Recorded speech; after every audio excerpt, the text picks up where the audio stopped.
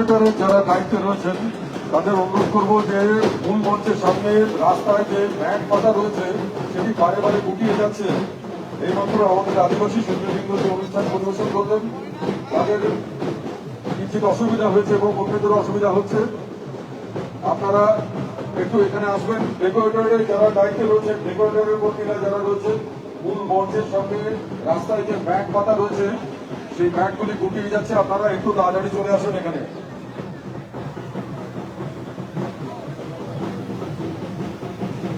LED screen যারা operate করবেন তাদের অনুরোধ করছি যে তারা এলইডি স্ক্রিন অন করে অনুষ্ঠান সম্প্রচার শুরু করুন।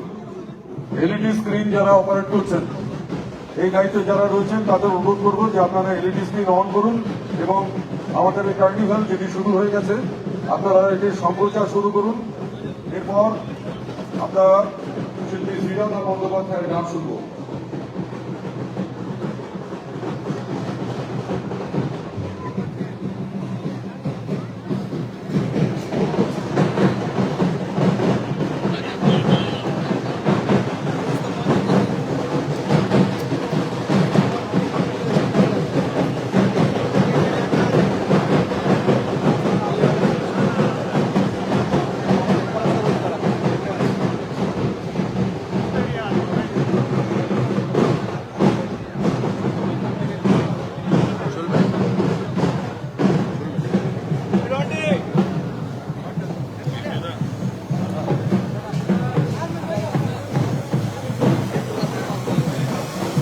এলইডি স্ক্রিন যারা অপারেট করছেন তাদের অনুরোধ করবো যে আপনারা এলইডি স্ক্রিন অন করে আমাদের এই তৃতীয় বছরের আসানসোলের কার্নিভালের সম্প্রচার শুরু করুন। কার্নিভালে এবারে আমাদের শিল্পী শ্রীরাধা বন্দ্যোপাধ্যায় তিনি সঙ্গীত পরিবেশন করবেন এবং আপনারা জানেন যে আমাদের এই কার্নিভাল তৃতীয় বছরে পদার্পণ করল। প্রতি বছরের মতো অর্থাৎ বিগত 2 বছরের মতোই এবারের কার্নিভাল যথেষ্ট বর্ণাঢ্য এবং এই শিল্পাঞ্চলের 15টি বিখ্যাত পূজা কমিটি তারা এই শোভাযাত্রায় অংশগ্রহণ করবে। এছাড়া রয়েছে বিভিন্ন শিল্পীর অনুষ্ঠান। আমরা আগেও ঘোষণা করেছি, আবারও জানাই যে বিখ্যাত চলচ্চিত্র তারকা শুভশ্রী গাঙ্গুলী তিনি এখানে আসবেন। আমরা তার নৃত্যের অনুষ্ঠান দেখতে পাবো। শিল্পী আমাদের এই মূল মঞ্চের সামনে চলে আসবেন। এখন শিল্পী শ্রীরাধা বন্দ্যোপাধ্যায় শিল্পী আমাদের আমন্ত্রণে আজকে আসানসোলে এসেছেন আমাদের এই তৃতীয় বছরের কার্নিভালে সঙ্গীত পরিবেশনের জন্য। শিল্পীকে আন্তরিকভাবে ধন্যবাদ এবং কৃতজ্ঞতা জানাই।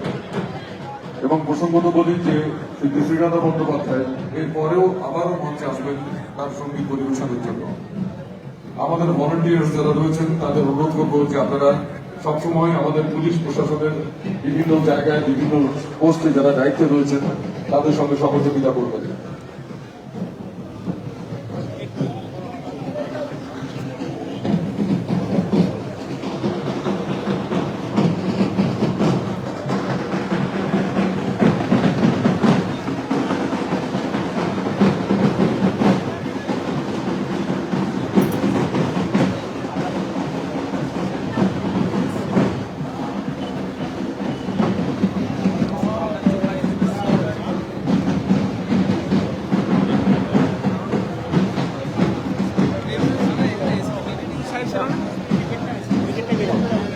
কোনটা কোন কলেজে